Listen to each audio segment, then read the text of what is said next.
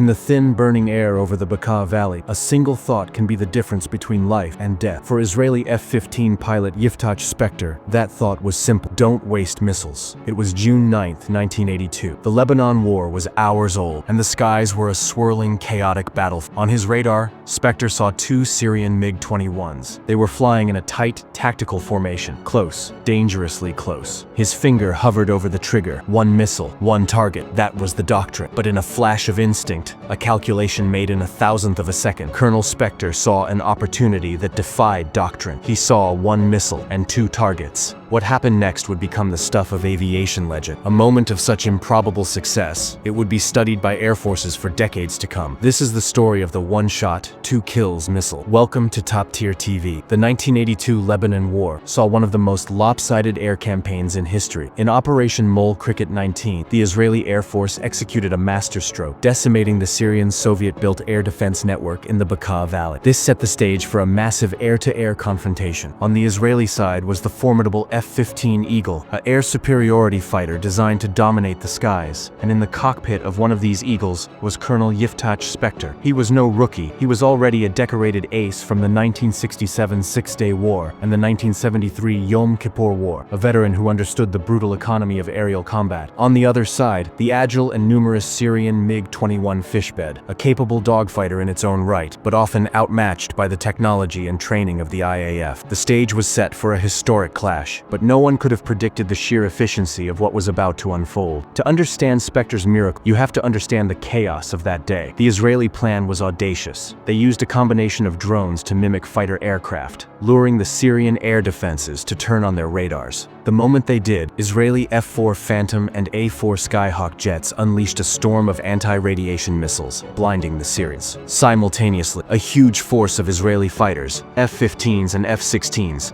swept into the now contested airspace to engage the Syrian MiGs that were scrambling to defend their territory. The radio channels were a cacophony of calls. Fox 2! Splash 1! It was a melee, a beehive of activity. Colonel Spector and his wingman were in the thick of it. They were Barcelona 3, patrolling a specific sector, their eyes constantly scanning the sky and their advanced radar displays. The Syrians were brave, but they were disorganized, their ground control crippled. They were flying into a trap. It was in this swirling, high-speed environment that Spector's radar, operated by his weapons systems officer in the back seat, painted two contacts. They were MiG-21s, climbing and turning, likely unaware of the Eagle lurking above them. The two MiGs were flying in a loose combat formation, but from Spector's perspective, they were almost overlapping. His training screamed the standard procedure: lock up the lead aircraft, fire one AIM-7 Sparrow, then immediately switch to the wingman and engage with either another Sparrow or a sidewing. The AIM-7 Sparrow is a radar-guided missile. It doesn't follow the heat of an engine. It follows a radar signal sent from the launching aircraft. The pilot has to keep the target painted with his radar until the missile impacts. But in that critical moment, Spector's veteran instincts overrode his training. He saw the geometry. The two MiGs were so close that the radar return was almost a single large blip. The missile's warhead was a high-explosive expanding rod design, a flying buzzsaw designed to shred an aircraft with a near miss. The calculation was simple, yet insane. If he fired a single Sparrow directly between them, the proximity fuse would detect the two aircraft, and the expanding blast pattern would be large enough to destroy them both. It was a gamble of astronomical odds. A miss would mean wasting a precious missile and giving two enemies a chance to counterattack. But a hit would be unprecedented. He didn't hesitate. Spector, Fox 1. Time seemed to slow. Spector held his radar locked, his eyes glued to the two distant specks. The Sparrow raced towards them. A predator locked onto its prey, and then it happened. Not one, but two simultaneous massive fireballs erupted in the sky. A single brilliant flash that split into two distinct plumes of smoke and falling debris. WSO. Splash 1, Splash 2. Grizz, you got both of them. One missile. In the heat of the largest air battle since the Korean War, Colonel Yiftach Spector had just achieved what was thought to be impossible: a one-shot, two-kills victory with a radar-guided missile. It was a testament to his incredible skill, his deep understanding of his weapons system, and the sheer, cold nerve to attempt it. The engagement was over in seconds. The two Syrian pilots never knew what hit them. For Spector, it was the pinnacle of a long and storied career, cementing his place in the pantheon of aviation aces. The story wasn't just a great war story, it was a tactical lesson. It demonstrated the devastating potential of the F-15's AIM-7 combination in the hands of a master. It showed that beyond technology, the pilot's judgment and creativity were the ultimate weapon. The Israeli Air Force would go on to achieve a staggering kill ratio in that conflict, and Spector's legendary shot served as a symbol of their dominance. It remains one of the most efficient air-to-air kills in the history of jet combat, a record that stands to this day. The story of Yiftach Spector's incredible shot is more than just a record in a logbook. It's a story about the moment where human instinct and machine precision merge to create something transcendent. It's about a pilot who saw not just the rules of engagement, but the spaces between them. It forces us to ask, was this a lucky shot, or the inevitable result of a supreme ace operating at the peak of his abilities? Could such a feat be replicated, or was it a once-in-a-lifetime convergence of skill, technology, and opportunity? We have a passionate community of military and history enthusiasts here at Top Tier TV, and we want to hear from you. What do you think was the most critical factor? Spector's experience, the specific formation of the MiGs, or the specific capabilities of the AIM-7 missile? Let us know your expert analysis in the comments below. If this story of aerial genius and breathtaking efficiency left you in awe, then please help us out. Hit that like button and subscribe to the channel. We are dedicated to bringing you the most incredible, well-researched stories from the edge of history. Tap the bell icon so you don't miss our next mission into the past. Thank you for watching.